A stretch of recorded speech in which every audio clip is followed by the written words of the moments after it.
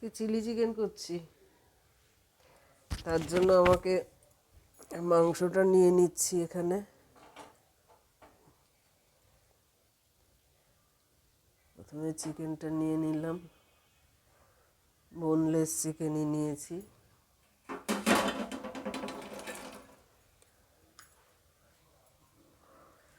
চিকেনটা প্রথমে নুন, হলুদ আর একটু লাল লঙ্কার গুঁড়ো দিলাম।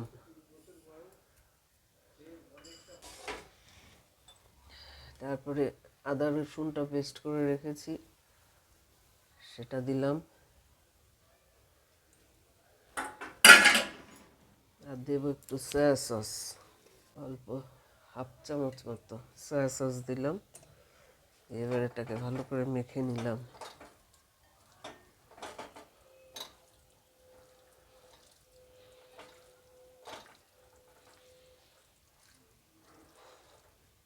ভালো করে মেখে নিয়ে একটা ডিম ফাটিয়ে দিলাম।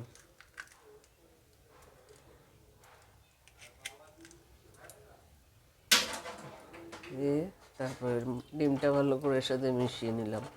নিয়ে একটু কর্নফ্লাওয়ার দিচ্ছি। কর্নফ্লাওয়ার দিয়ে এটা ভালো করে মেখে নিই।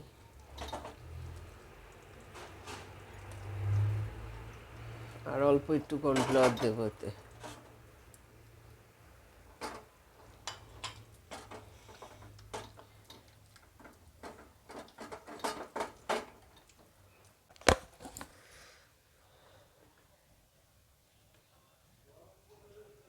এতটুকু তেল দিলাম।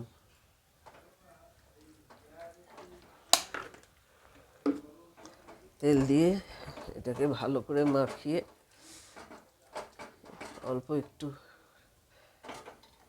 রাখতে হবে না, ভেজে নেব।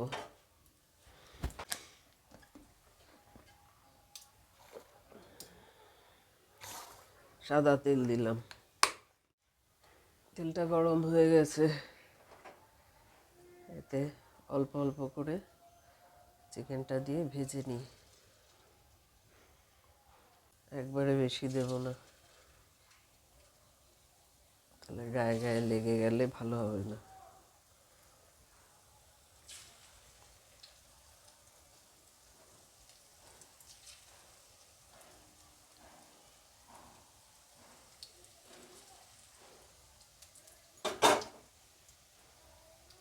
এটা এরকম ছোট্ট একটা কাঁটা চামচ দিয়ে আস্তে আস্তে উল্টে দিলে ওটা গায়ে লেগে যাবে না, সুন্দর সেপারেট ভাজা হবে। একটার সাথে একটা লেগে থাকলে ভালো লাগে না মাছ। আঁচটা একটু কমিয়ে ভাজতে হবে, বেশি আঁচে ভাজলে ওপরটা লাল হয়ে যাবে।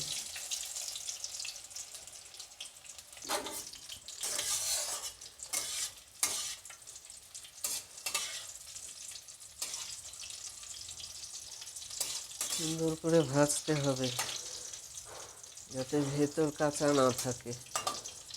ওপর লাল হয়ে ভেতর কাঁচা থাকলে ভালো লাগবে না খেতে।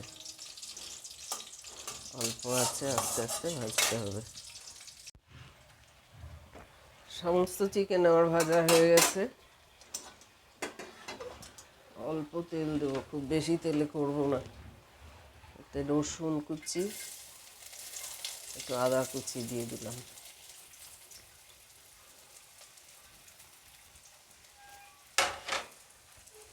একটা শুকনো লঙ্কা দিলাম। তারপরে এর মধ্যে পেঁয়াজগুলো দিয়ে দেবো। পেঁয়াজগুলো ছাড়িয়ে দিয়েছি মোটামুটি, না ছাড়ালেও তেলে পড়লেই ছেড়ে যায়।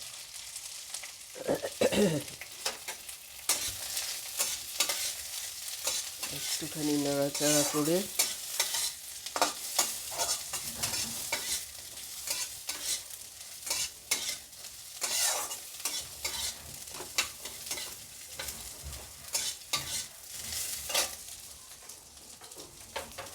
ক্যাপসিকামগুলো দেবো।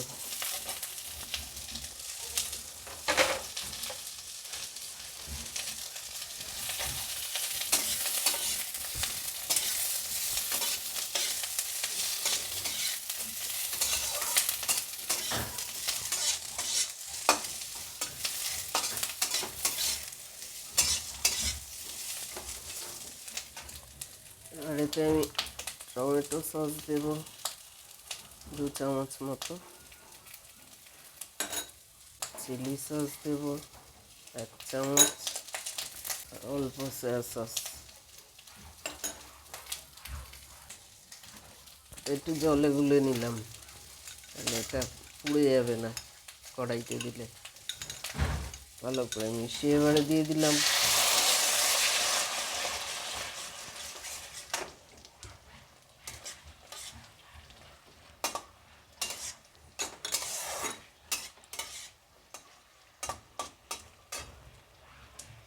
এর মধ্যে চিকেনগুলো দিয়ে দেবো, মশলার সাথে মিশে যাবে ভালো করে।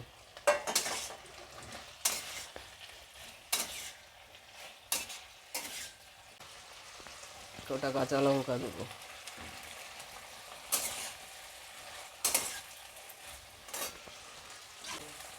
আর 1 চামচ জিরে ধনের গুঁড়ো দিলাম, গোলমরিচ একটু,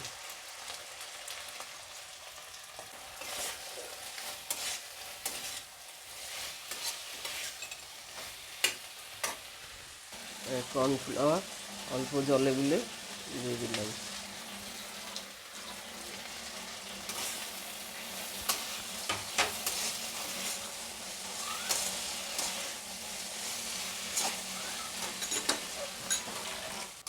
এই যে মশলাটুকু দিলাম না, আর একটা সুন্দর ভাজা গন্ধ আছে, ভালো লাগে ওটা দিলে খেতে। কমপ্লিট চিলি চিকেন হয়ে গেছে।